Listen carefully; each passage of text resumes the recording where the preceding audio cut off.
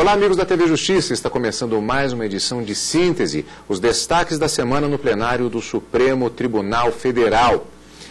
Hoje nós vamos rever os destaques da sessão plenária do dia 31 de março de 2011, quinta-feira. Nesta semana foi realizada uma única sessão plenária por conta do falecimento do ex-vice-presidente da República, José Alencar. O funeral aconteceu no Palácio do Planalto e, por conta exatamente deste evento, foi cancelada a sessão plenária da quarta-feira. Os julgamentos aconteceram na quinta-feira, dia 31. E também, Karina, uma outra informação com relação a esta edição do Síntese é que esta é a última edição do programa Síntese, mas isso não significa que nós vamos deixar de rever os destaques da semana no plenário do Supremo Tribunal Federal. Nós teremos novidade já a partir da próxima semana. Nós vamos continuar revendo os destaques dos julgamentos, das apresentações dos votos, dos relatórios dos ministros do Supremo Tribunal Federal.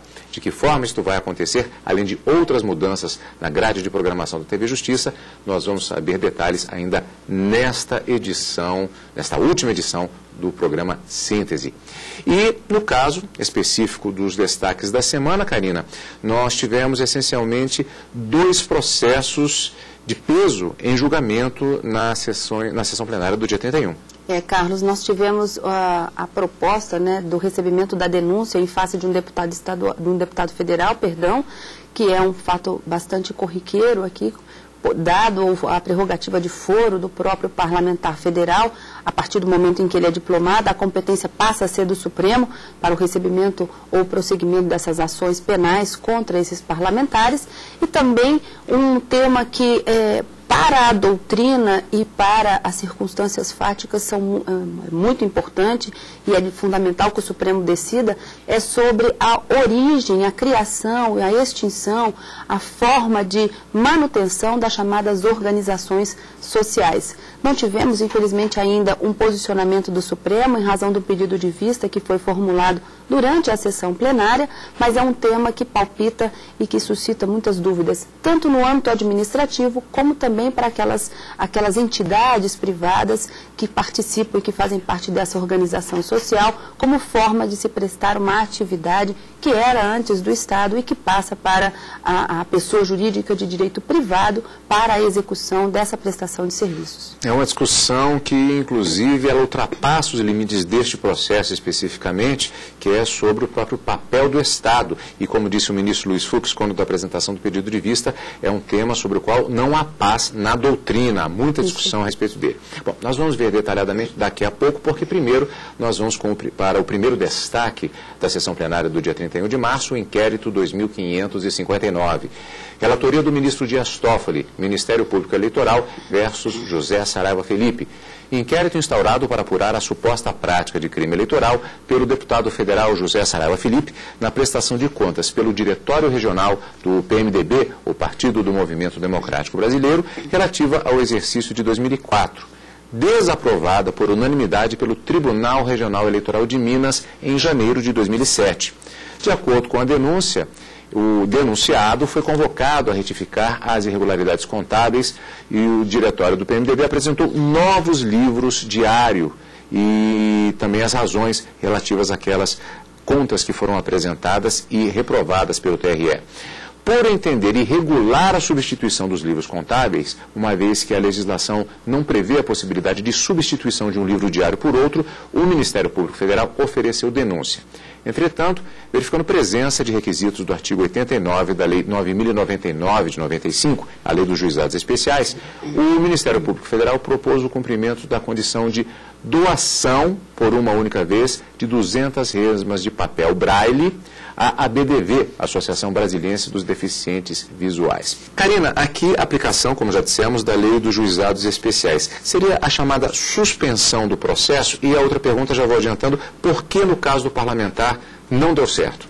Veja, a lei do juizado, nós comentamos inclusive a semana passada, no síntese da semana passada, o artigo 89 prevê a possibilidade, nas chamadas infrações de menor potencial ofensivo, que o Ministério Público proponha àquele acusado ou ainda indiciado a possibilidade de fazer essa suspensão condicional do processo. E ela fica condicionada a quê? Fica condicionada ao cumprimento de algumas circunstâncias. Há um período de provas durante o período em que o processo será suspenso, de acordo com a lei, pode ser por um período de 2 a 4 anos, e uma vez extinto esse período de provas, haveria então a extinção da punibilidade daquela pessoa. O Ministério Público Federal, no caso, que tem as atribuições para gerenciar, no caso de crimes eleitorais, propôs essa suspensão do processo, porque se trata de uma infração de menor potencial ofensivo, mas o parlamentar não concordou, porque ele queria, sim, pagar as resmas de papel, mas que imediatamente, tão logo cumprisse essa obrigação, fosse extinto o processo. Então, na verdade, ele queria a extinção da punibilidade sem ter que cumprir esse período de provas, esse período previsto na Lei 9.099. Quando não há o acordo em relação à proposta efetuada pelo Ministério Público, diz a lei, a ação vai prosseguir de toda forma, vai dar-se prosseguimento à persecução criminal. Como ainda não havia sido recebida a denúncia pelo Ministério Público, porque antes do oferecimento da denúncia há a proposta de suspensão condicional do processo, uma vez recusada, dá-se então ao oferecimento da denúncia e aí os ministros do Supremo analisarem, por conta de ser o até então indiciado parlamentar federal, analisar se a denúncia preenche os requisitos necessários previstos na legislação processual penal para o recebimento desta denúncia e transformação em ação penal para se buscar, então, aí sim, as provas para se apurar a realização ou não daquele fato típico pelo qual teria sido denunciado. Esta aceitação ou não, no caso específico da suspensão do processo, é uma prerrogativa de qualquer cidadão em uma situação semelhante submetido a 9.099. Exatamente, ele pode aceitar e aí cumprir as obrigações, as exigências, ou recusar, como de fato aconteceu. Havendo a recusa, o processo continua, a denúncia oferecida e aí recebida ou rejeitada, o processo segue até a fase final, sentença, com a condenação ou absolvição por aquele crime imputado na denúncia. Plenário do Supremo Tribunal Federal.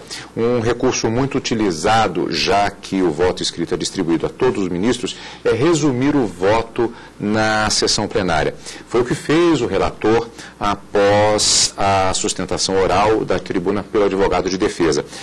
Vai ser, como vamos verificar agora, apenas a primeira manifestação do relator no processo, como veremos.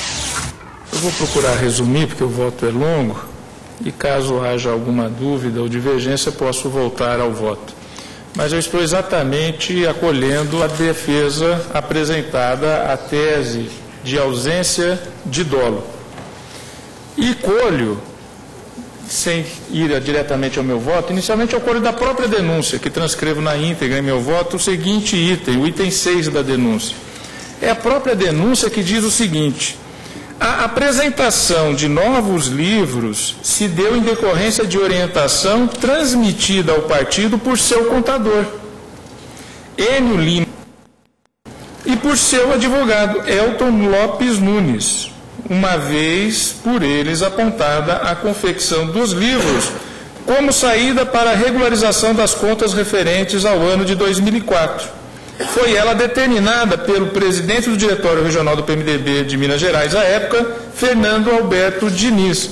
Eu transcrevo em meu voto, senhor presidente, os longos depoimentos que realmente o contador e o advogado dizem. Nós aqui entendemos que a saída é dar novos livros e não retificar o anterior. De qualquer sorte, não pediram a retirada daqueles anteriormente apresentados, que, como disse a defesa, continuaram lá à disposição da Justiça Eleitoral.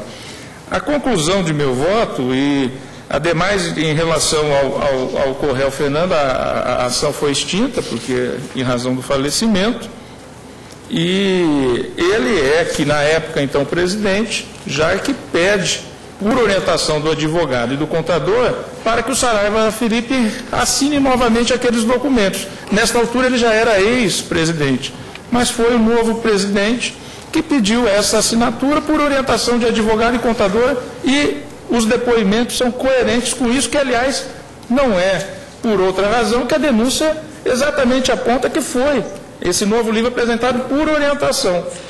E O meu voto, eu chego exatamente à conclusão da rejeição da denúncia por ausência de tipicidade. Se houver alguma dúvida, eu posso fazer a leitura da íntegra, mas é um longo voto. Estou rejeitando a denúncia, senhor presidente. Aquela questão da suspensão da pena, ela não influenciou justamente a partir daí no julgamento.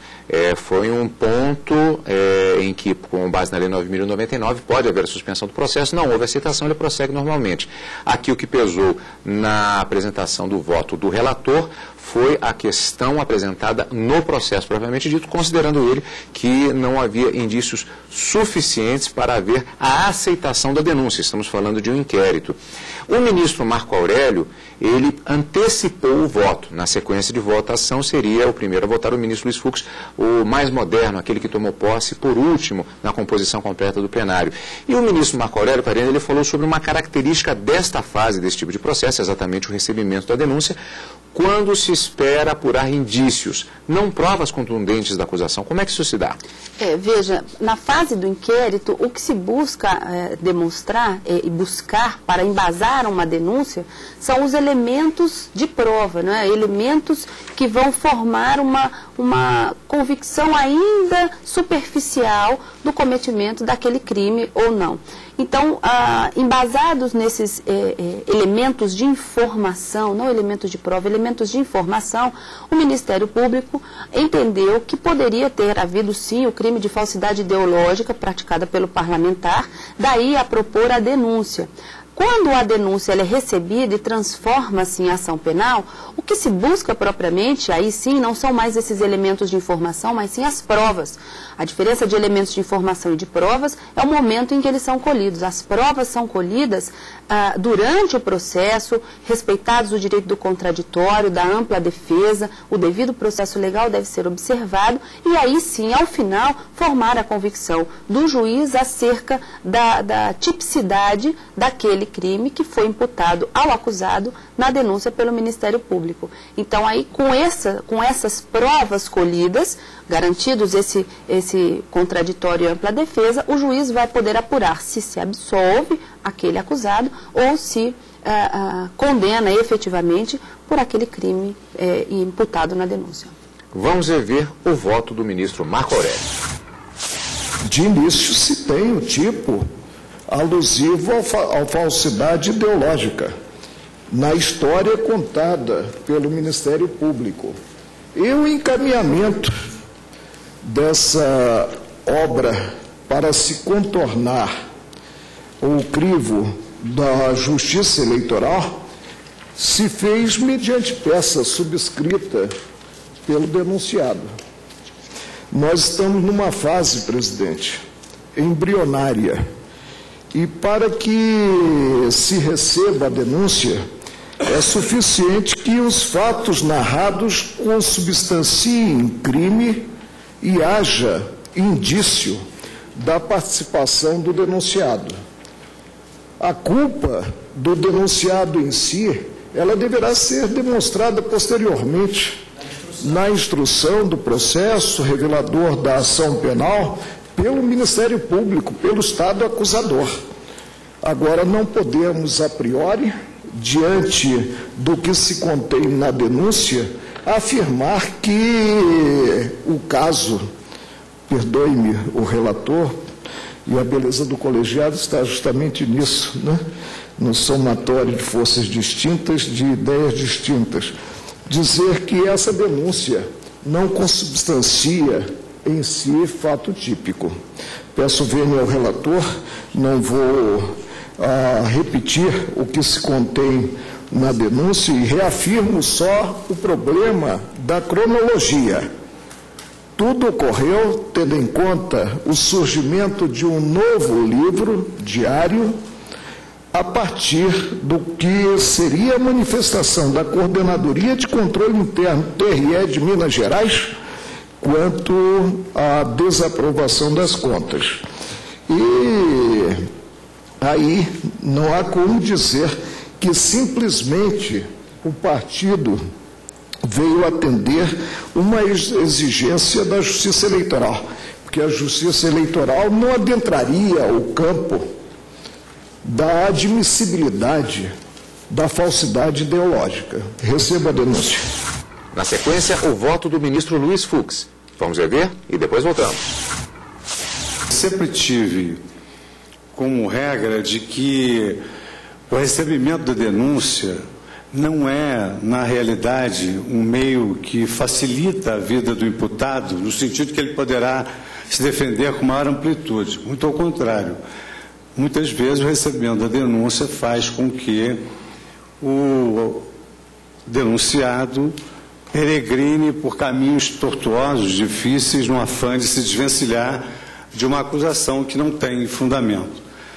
Tanto quanto eu pude aprender aqui do relatório do ministro Antônio Dias Toffoli, também aqui encartado no parecer do Ministério Público, a parte, ela procurou atender uma exigência formulada pela Justiça Eleitoral. Ora, não se concilia o elemento subjetivo do dolo com o atendimento de uma exigência formulada pela Justiça Eleitoral. E essa exigência é uma exigência de natureza burocrática. Diferentemente seria se a parte já apresentasse de forma falsa elementos aptos a viabilizar a aprovação daquelas contas prestadas. E, por outro lado, nesse caso específico, o contraditório não vai adiantar absolutamente nada, porque é o típico caso de matéria estritamente de direito. É saber se isso aqui é falso ou não é. Porque os livros já foram apresentados, os documentos já estão nos autos, é saber se essa prática, essa apresentação encerrou ou não uma atividade dolosa.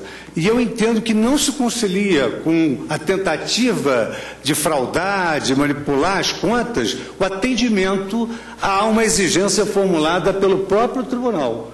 De sorte que, quando a conduta ela exige o elemento subjetivo do tipo que é o dolo e ele não está presente, a conduta é atípica e a consequência natural é, evidentemente, a rejeição da denúncia, porque um dos casos de rejeição da denúncia é a verificação da atipicidade do fato. De sorte que, pedindo todas as vênias às opiniões divergentes, eu acompanho integralmente o voto do eminente relator.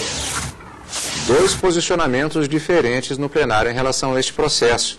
O julgamento continua. Daqui a pouco voltamos com síntese, aqui na TV Justiça.